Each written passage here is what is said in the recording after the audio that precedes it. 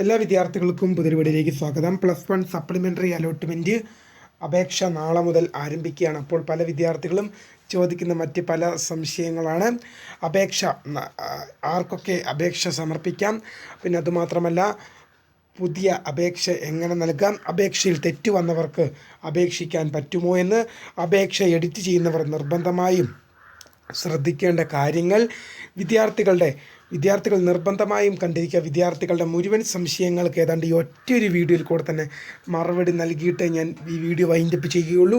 വിശദമായ വാർത്തയിലേക്ക് പോകാം. ആദ്യമായിട്ട് ഈ ചാനൽ കാണുന്ന വിദ്യാർത്ഥികളുണ്ടെങ്കിൽ തീർച്ചയായും മറക്കണ്ട ഇപ്പോൾ തന്നെ ചാനൽ സബ്സ്ക്രൈബ് ചെയ്ത് കൂടെ പറയാൻ പ്രത്യേകം ശ്രദ്ധിക്കുക. സബ്സ്ക്രൈബ് ചെയ്തതിനൊപ്പം നോട്ടിഫിക്കേഷൻ ബെല്ലിലേക്കുള്ള ഓൾ ഓപ്ഷൻ എനേബിൾ ചെയ്യുക.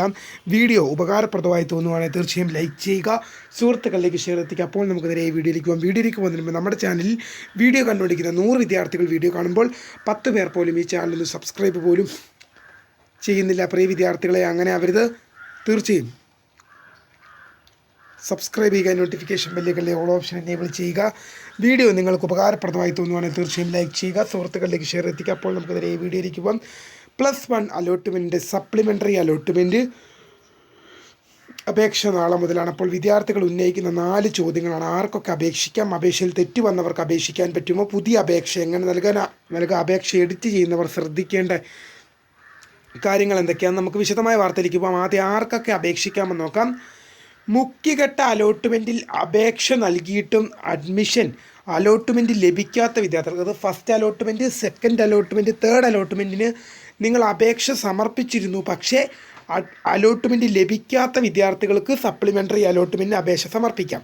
ഇനി ഇതുവരെ അപേക്ഷിക്കാൻ സാധിക്കാതെ പോയ വിദ്യാർത്ഥികൾക്കും, നിങ്ങൾ അപേക്ഷ ഇതുവരെ സമർപ്പിച്ചിട്ടില്ലാത്തൊരു പുതിയ അപേക്ഷകനാണെങ്കിൽ അല്ലെങ്കിൽ പുതിയൊരു അപേക്ഷകയാണെങ്കിൽ നിങ്ങൾക്കും പുതുതായിട്ട് ഇതിനെ അപേക്ഷ സമർപ്പിക്കാം. ഒന്ന്, അപേക്ഷ നൽകിയിട്ടും അലോട്ട്മെൻറ്റ് ലഭിക്കാതെ പോയവർക്കും ഇതുവരെ അപേക്ഷിക്കാൻ സാധിക്കാതെ പോയവർക്കുമാണ് അപേക്ഷിക്കാൻ സാധിക്കുക. അപേക്ഷയിൽ തെറ്റു വന്നവർക്ക് അപേക്ഷിക്കാൻ പറ്റുമോ? നിങ്ങളുടെ കാൻഡിഡേറ്റ് ലോഗിൻ ക്രിയേറ്റ് ചെയ്യുന്നത്, അതായത് ആപ്ലിക്കേഷൻ ഐഡിയും പാസ്വേഡും നിങ്ങൾ ക്രിയേറ്റ് ചെയ്യുന്ന ടൈമിൽ കുറച്ച് വിവരങ്ങൾ നിങ്ങൾ നൽകിയിട്ടുണ്ടാകും. അത് ആപ്ലിക്കേഷൻ ഐഡിയും പാസ്വേഡും ക്രിയേറ്റ് ചെയ്യുന്ന ടൈമിൽ കുറച്ച് വിവരങ്ങൾ നിങ്ങളോട് ചോദിച്ച് വാങ്ങിയിട്ടുണ്ടാകും. അതായത് നിങ്ങൾ കുറച്ച് വിവരങ്ങൾ വെബ്സൈറ്റിൽ എൻ്റർ ചെയ്ത് കൊടുക്കേണ്ടി വന്നിട്ടുണ്ടാകും. ആ വിവരങ്ങൾ ഒഴികെ, അതായത് ആപ്ലിക്കേഷൻ ഐഡിയും പാസ്വേഡും ക്രിയേറ്റ് ചെയ്യുമ്പോൾ നിങ്ങൾ നൽകിയിട്ടുള്ള വിവരങ്ങൾ ഒഴികെ മറ്റേത് വിവരങ്ങളും നിങ്ങൾക്ക് എഡിറ്റ് ചെയ്യാൻ സാധിക്കും. ആപ്ലിക്കേഷൻ ഐഡിയും പാസ്വേഡും ക്രിയേറ്റ് ചെയ്യുമ്പോൾ ഉള്ള ഡീറ്റെയിൽസ് ഒഴികെ, ആപ്ലിക്കേഷൻ ഐഡിയും പാസ്വേഡും ക്രിയേറ്റ് ചെയ്യുമ്പോഴുള്ള ഡീറ്റെയിൽസ് ഒഴികെ ബാക്കിയെല്ലാം നിങ്ങൾക്ക് എഡിറ്റ് ചെയ്യാം. അതായത് ആപ്ലിക്കേഷൻ ഐഡിയും പാസ്വേഡും ക്രിയേറ്റ് ചെയ്യുമ്പോൾ കുറച്ച് ഡീറ്റെയിൽസ് നിങ്ങളോട് വാങ്ങുന്നുണ്ട്. ആ ഡീറ്റെയിൽസ് ഒഴികെ മറ്റേത് ഡീറ്റെയിൽസും നിങ്ങൾക്ക് എഡിറ്റ് ചെയ്ത് നൽകാം.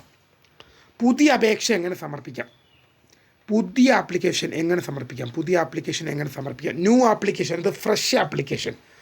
പുതിയ അപേക്ഷ എങ്ങനെ സമർപ്പിക്കാം, ന്യൂ ആപ്ലിക്കേഷൻ അഥവാ ഫ്രഷ് ആപ്ലിക്കേഷനാണ്.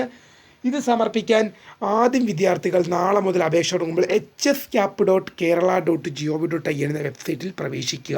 hscap.kerala.gov.in എന്ന വെബ്സൈറ്റിൽ പ്രവേശിക്കുക. ശേഷം ക്രിയേറ്റ് കാൻഡിഡേറ്റ് ലോഗിൻ SWS എന്ന ലിങ്ക് അതിൽ കാണും. അതിൽ ക്ലിക്ക് ചെയ്തുകൊണ്ട് ആപ്ലിക്കേഷൻ ഐഡിയും പാസ്വേഡും ക്രിയേറ്റ് ചെയ്യുക.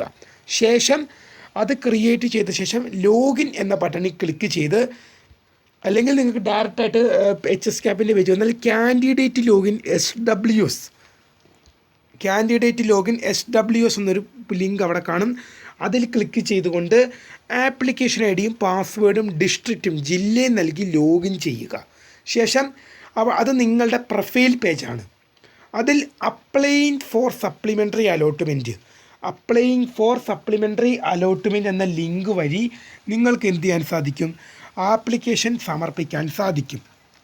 ആദ്യം വരുന്ന പേജിൽ പേഴ്സണൽ ഡീറ്റെയിൽസ്, അക്കാദമിക് ഡീറ്റെയിൽസ്, പിന്നെ ബോണസ് പോയിൻ്റ് ഉണ്ടെങ്കിൽ ആ ഡീറ്റെയിൽസ്, ഇല്ലെങ്കിൽ അവിടെ നിങ്ങൾ നോ എന്നിട്ട് പോയാൽ മതി. ഇനിയിപ്പം മാർക്ക് എൻ്റർ ചെയ്ത് കൊടുക്കേണ്ട സ്ഥലം, പിന്നെ ഓപ്ഷൻസ് ആദ്യം തൊട്ട് എൻ്റർ ചെയ്ത് കൊടുക്കണം. സ്കൂൾ കോഴ്സ് കോമ്പിനേഷൻസ് പുതിയതായിട്ട് കൊടുക്കേണ്ടത്, പിന്നെ അങ്ങനെയുള്ള ഡീറ്റെയിൽസ് എല്ലാം ചെയ്ത് ഐ ഡിക്ലെയർ ചെയ്ത്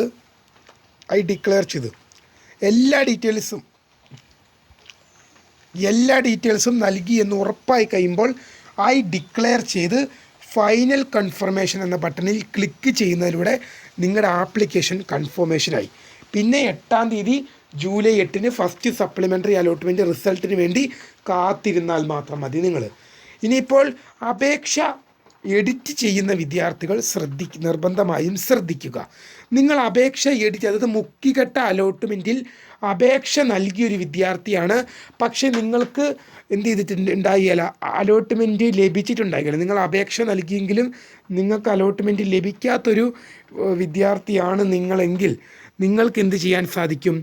അപേക്ഷ എഡിറ്റ് ചെയ്ത് നൽകാൻ സാധിക്കും. അതായത് അപേക്ഷ നിങ്ങൾ എന്ത് ചെയ്യണം? എഡിറ്റ് ചെയ്ത് നൽകുകയാണ് ചെയ്യേണ്ടത്.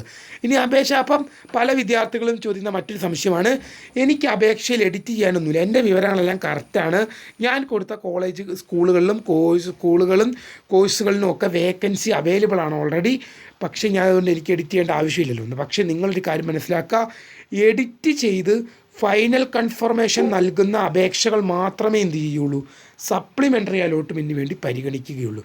നിങ്ങൾ അപേക്ഷ എഡിറ്റ് ചെയ്യുകയും ശേഷം ഐ ഡിക്ലെയർ ചെയ്ത് ഫൈനൽ കൺഫർമേഷൻ നൽകുന്ന അപേക്ഷകൾ മാത്രമേ സപ്ലിമെൻ്ററി അലോട്ട്മെൻറ്റിന് വേണ്ടി പരിഗണിക്കുകയുള്ളൂ.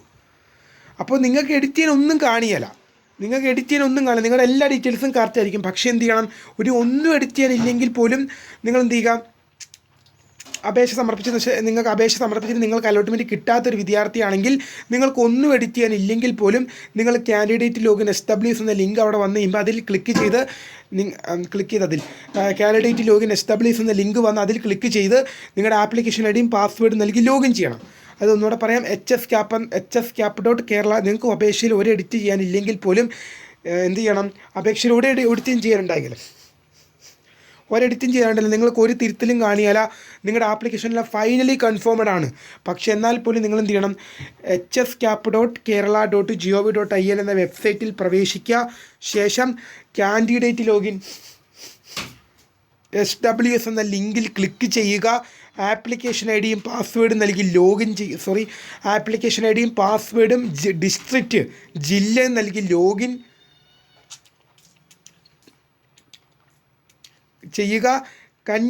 ലോഗിൻ ചെയ്ത ശേഷം അപ്ലൈയിങ് ഫോർ സപ്ലിമെൻ്ററി അലോട്ട്മെൻറ്റ് എന്ന ലിങ്കിൽ ക്ലിക്ക് ചെയ്തുകൊണ്ട് അപേക്ഷ ആദ്യം പേഴ്സണൽ ഡീറ്റെയിൽസ് വരും, നെക്സ്റ്റ് കൊടുക്കുക. ശേഷം നിങ്ങളുടെ അക്കാദമിക് ഡീറ്റെയിൽസ് നെക്സ്റ്റ് കൊടുക്കുക. നിങ്ങളുടെ SLC മാർക്ക് ലിസ്റ്റിന് വരും, അതും നെക്സ്റ്റ് കൊടുക്കുക. ഓപ്ഷൻസ് എൻ്റർ ചെയ്യാനുള്ള ഓപ്ഷൻ കൊടുക്കുക, അത് നെക്സ്റ്റ് കൊടുക്കുക. ശേഷം ഒരു വലിയ പേജ് നിങ്ങളുടെ മുമ്പിൽ ഓപ്പണായി വരുന്നത് നിങ്ങൾ കൊടുത്ത വിവരങ്ങൾ, ആ വിവരങ്ങളെല്ലാം കറക്റ്റാണെങ്കിൽ മാത്രം ആ വിവരങ്ങളെല്ലാം മുഴുവൻ പരിശോധിക്കണം. ആ വിവരങ്ങളെല്ലാം നിങ്ങൾ ഇരുന്ന് പരിശോധിക്കണം. എല്ലാം ശരിയാണ്, എൻ്റെ അപേക്ഷയിൽ യാതൊരു രീതിയിലുമുള്ള തെറ്റില്ല എന്ന് ഉറപ്പ് വരുത്തിയതിന് ശേഷം മാത്രം ഐ ഡിക്ലെയർ എന്ന ഒരു ഡിക്ലറേഷൻ ഉണ്ട്, അതിൽ ക്ലിക്ക് ചെയ്യുക. ഫൈനൽ കൺഫർമേഷൻ എന്ന പച്ച കോളത്തിലുണ്ട്, അതും ക്ലിക്ക് ചെയ്ത് കൺഫർമേഷൻ ചെയ്ത് കൊടുക്കുക. അതോടെ നിങ്ങളുടെ ആപ്ലിക്കേഷൻ കൺഫേംഡ് ആയി. വിദ്യാർത്ഥികൾ നിർബന്ധമായും കണ്ടിരിക്കേണ്ട ഒരു വീഡിയോ ആണ്. കാണുന്ന സുഹൃത്തുക്കളുണ്ടെങ്കിൽ അലോട്ട്മെൻറ്റ് കിട്ടാതിരിക്കുന്ന നിങ്ങളുടെ സുഹൃത്തുക്കളിലേക്കൊന്ന് ഷെയർ എത്തിക്കുക. എന്ത് ചെയ്യുക? അപേക്ഷ നൽകേണ്ട വിധവും എല്ലാ കാര്യങ്ങളും എല്ലാ വിവരങ്ങളും ഉൾക്കൊള്ളിച്ചുകൊണ്ട് ചെയ്തിട്ടുള്ളൊരു വീഡിയോ ആണ്. തീർച്ചയായും സുഹൃത്തുക്കളിലേക്ക് ഷെയർ എത്തിക്കുക. അപ്പോൾ പുതിയൊരു വീഡിയോയിൽ കാണുന്നവരെ, my name is Karya, the founder of Karya for Tech, the career guide, and thanks for watching. Bye.